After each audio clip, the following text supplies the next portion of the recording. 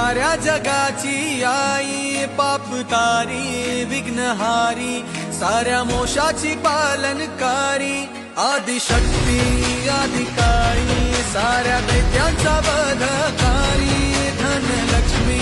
विद्याधारी, साऱ्या भक्तांची माझी माँ